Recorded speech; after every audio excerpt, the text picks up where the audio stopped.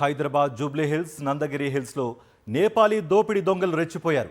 కోటి రూపాయల విలువైన సొత్తు దోచుకు వెళ్ళిపోయారు. నిందితుల కోసం 7 ప్రత్యేక పోలీస్ బృందాలు గాలింపు చర్యలు చేపడుతున్నాయి. ఇక నందినగర్లోని ఓ ఫ్లాట్లో భూపేందర్ షాహీ అనే నేపాల్కు చెందిన వ్యక్తి పని మనిషిగా జాయిన్ అయ్యాడు. ముందస్తు ప్లాన్ ప్రకారం తన బర్త్డే అని చెప్పి తోటి పని మనుషులకు మత్తు కలిపిన కూల్ డ్రింక్స్ ఇచ్చాడు.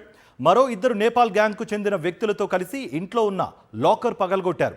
అదే సమయంలో ఇంటికి చేరుకున్న యజమాని కేకలు వేయడంతో కోటి రూపాయల విలువైన బంగారం, డైమండ్స్, నగదుతో పరారయ్యారు. ఇక సీసీటీవీ ఫుటేజ్ ఆధారంగా నిందితుల కోసం గాలిస్తున్నారు పోలీసులు.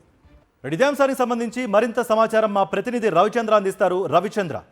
కార్తిక్, జూబ్లీ హిల్స్లోని నందగిరి హిల్స్ రోడ్ నెంబర్ 69లో రవీంద్ర శర్మ అన్నట్టుగా ఇదే నివాసంలో దొంగతనం జరిగింది. భారీగా చోరీ దొంగతనం జరిగింది. అయితే ఇదే నివాసంలో ఉంటున్న రవీంద్ర శర్మ నివాసంలో భూపేంద్ర షాహీ అనేటువంటి ఒక పని మనిషిగా చేరారు, వంట మనిషిగా చేరాడు. ఆయన చేరిన తర్వాత గత నెల 18వ తేదీన చేరేసి రిక్కి నిర్వహించారు.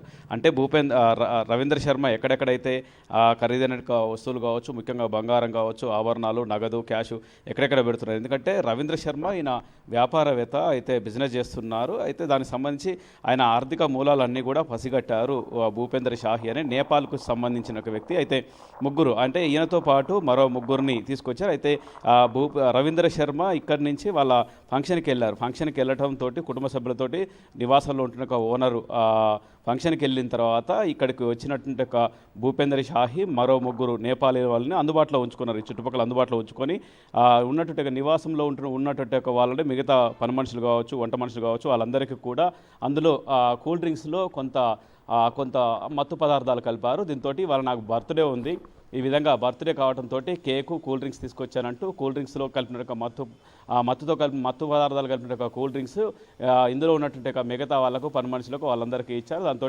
వాళ్ళు స్పృహ తప్పి పడిపోయిన తర్వాత అప్పటికే భూపేందర్ షాహీ తెచ్చుకున్నటువంటి అవన్నీ కూడా, అంటే తాళ్ళు కావచ్చు, అవన్నీ వాటితోటి కట్టేశారు. ఆ తర్వాత పైన సెకండ్ ఫ్లోర్కి వెళ్ళి లాకర్లో ఉన్నటువంటి డబ్బు లాకర్ పగలగొట్టేసి అందులో ఉన్న నగదు కావచ్చు, బంగారం కావచ్చు, వెండి కావచ్చు, విలువైనవి సుమారు కోటికి పైగా ఉంటుంది. ఈ విధంగా అంతా దోచుకెళ్లారు. అయితే ఇక్కడ ఉన్నటువంటి సీసీ కెమెరాలన్నింటినీ కూడా పోలీసులు పరిశీలన చేస్తున్నారు. 7 బృందాలుగా విడిపోయి దీనికి సంబంధించి, అంటే ఇప్పటికే వీళ్ళు నేపాల్కి చేరుకున్నారు. ఎందుకంటే మొన్న రాత్రి సంఘటన జరిగింది. ఇప్పటికే ఎక్కడ ఉన్నారు భూపేంద్ర షాహీ, గతంలో ఎక్కడెక్కడ పనిచేశారు, ఆ కోణంలో పోలీసులు దర్యాప్తు చేపడుతున్నారు.